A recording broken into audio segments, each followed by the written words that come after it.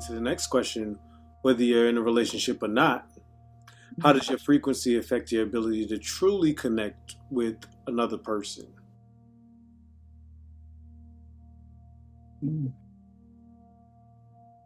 Like I a think, Go ahead. No, go ahead. You got it. because I think like it's kind of yeah, like it's kind of just obviously like kind of like a glide from what I was just now saying because because it's more than just like you being because when an individual also like portrays like oh this positive attitude, this positive energy to some there are people that you may come in contact with who are energy suckers who are vibrational killers who just don't care. There are people who will take advantage of you know what I'm saying that energy even if they may deliberately or unintentionally do it. You know what I'm saying? So yeah, it's more than especially like dealing with a love. When there's people who are not in equally yoked relationships, there are people who are in equally yoked relationship, but they both need to grow and mature in ways so it makes the relationship harder or make the relationship seem that it's not you know what I'm saying and all type of things you be in a relationship and there's different frequencies so people on different things so you have to do more than just show up at a high vibration because you might be in a situation where that person may just take advantage of that high vibration. You know what I'm saying? Not have no intentions on getting to that vibration because that's too much work, but they love the energy and the feel of that vibration, so they want to keep it near them. So you have to do things like set boundaries. You have to do things that show like you have to be able to walk away. You have to be able to like distance yourself and show love. You have to also be able to be soft and nurturing and empathetic at times. You have to have discernment in situations where you have to give second chances and that you in order for Caroline said it best, in order for you to do anything of beneficial anything that's beneficial to your relationship or to anybody, you have to be present. You have to be present because you have to be able to use your discernment and know when you have to be stern, when you could be a little lenient, when you have to walk away, when you're supposed to stand firm. You have to be present and understanding. You have to be able to understand your vibration and the frequency, the vibe that you're at. You have to be able to understand that space too, to even be able to look at that other person's where they at, the vibration that they on, the vibes that they on, to even get an understanding of that. Because if you can't even understand the vibration that they're at, that you're on, you can't even help nobody do nothing anyway. Right. So that's how I really feel. I too was like you, Carolyn. I said to myself this time I want to feel the questions and answer based off of how I'm feeling in the moment. So that's just how I feel right now. Boss, I'm on that same type of timing, and it just made me think of there being levels to relationships, right? There's to get Mm-hmm. to know somebody, the honeymoon stage. Then you might be in that relationship for some time, whatever duration of time has passed. Now you might be living with that person, right? That presents a new dynamic to the relationship. You're like, oh, I didn't know you do that. Mm-hmm. Wait a minute. Wait a minute. But then we're talking about truly connecting with another person, right? And Mm-hmm. I think it does circle back to what is your relationship like with, or let me put it to me, what is my relationship like with myself?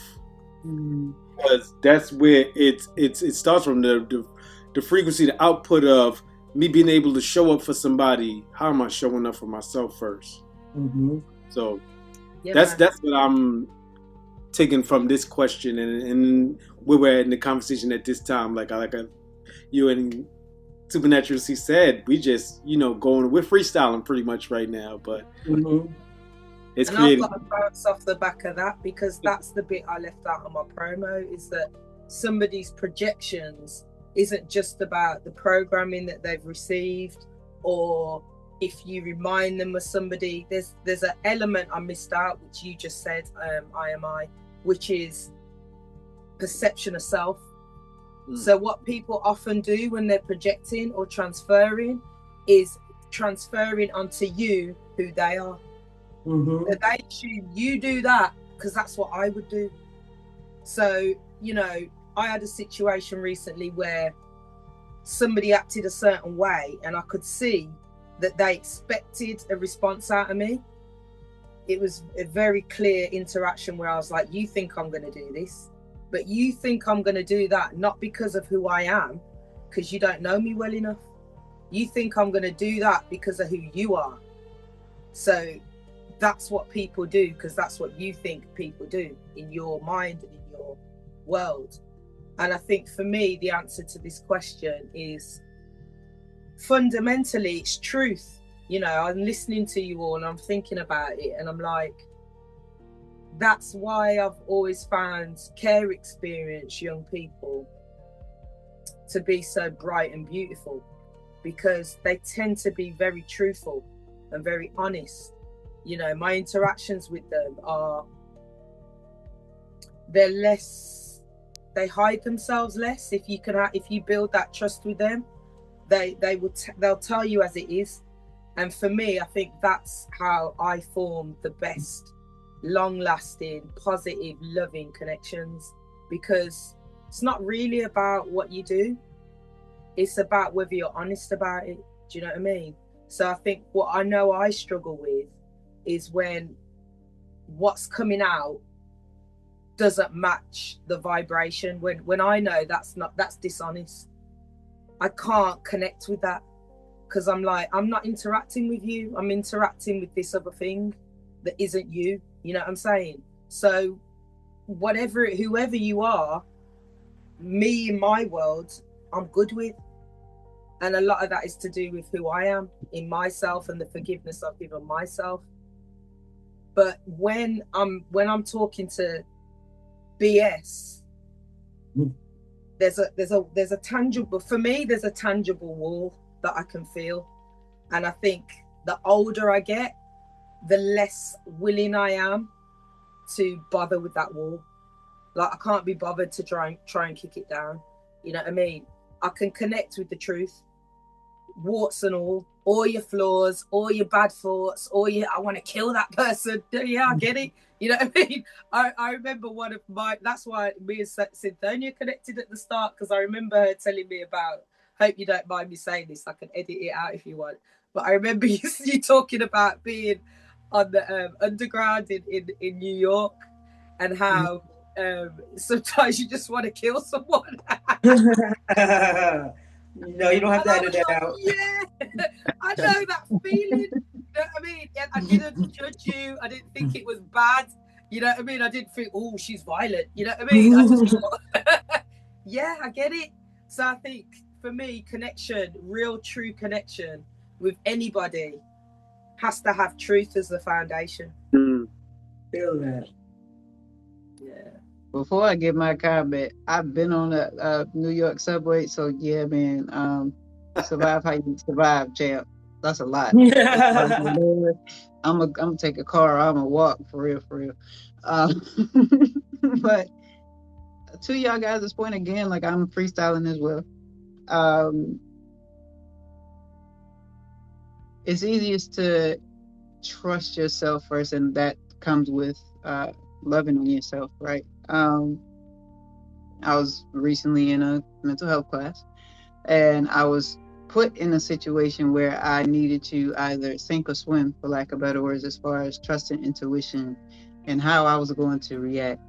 Being someone who, in this particular class, was more of an example of what evolving and actually doing the work can look like.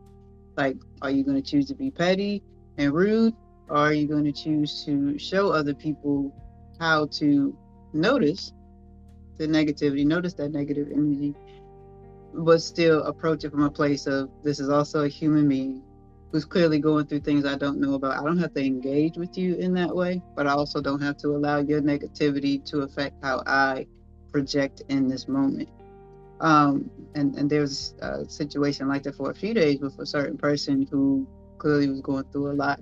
And there were people around me who were younger than me, like Ome's age, like 18, like young people who were like, at that point had started expressing like, hey, I want to hear what you have to say because I like what you say. And I want to figure this thing out. And these are young people. And then we have older people, 40s, 50s, who are also like, maybe I could use this approach at work or whatever the case may be. So I'd like to say that I passed that particular test, because of the things that you guys have already said, what you've already laid out. Start with self, trust yourself and love yourself enough to be intuitive, but also trust your surroundings and trust that internal clock that tells you, hey, this may not be the best vibration for you. And also remember that everybody is trying to figure this thing called life out. Some people are doing a way better job of it than others, respectfully, but everybody is in their own way. There is no right or wrong way. There is only balance. And once you figure out that balance, you start to understand things a bit more. So I co-sign my people, man. Love on yourself, and in turn use that great energy to love on each other, but do so with boundaries and discernment, because everybody ain't for everybody. And Rocking into go ahead.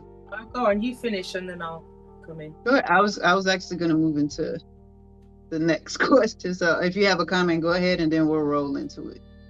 Just something that has been niggling at me that I've seen on quite a few podcasts lately. And I want to just say this very clearly to all the parents that are watching, that I keep hearing this, children, it's not just what you tell them, it's what you show them and what you got to show them. And the underlying bit that I keep getting from it, which I'm struggling a little bit with, is like this perfection thing. And I just want to be very clear from my own experience and from the work I've done that, yes, that is true, but we are not perfect, whatever perfect is. Children also need to see you go through the hard stuff. And we've said that on the parenting podcast. They also need to see you grappling with something. They also need to see you. I think Emmanuel said it beautifully before, that your son didn't think that you cried, and you realize that actually I need to show him that emotion. So I think that sometimes as a parent, we feel like we've got to be perfect. Do you know what I mean? Perfect. I've got to get everything right. The things are going to be shiny. And, at the moment I'm sitting in my room and my shelf's falling down. My mirror's broken. Because I've not been well. I haven't had the energy to move in the way that I normally move. And the guidance that I'm getting is, it's okay. They also need to see that. They also need to see mommy resting, relaxing, putting that to the back and not dealing with that today, deal with that tomorrow. This perfection thing that you think you need to be doing isn't necessarily correct. So that's the other side of it, is that we are allowed as high frequency people or beings, if that's what we're aiming for, we're allowed to get things wrong, to make mistakes, to be angry, to be sad, to have the full range of emotions. It's not about presenting this perfect image all the time. Well, that was actually an absolutely perfect segue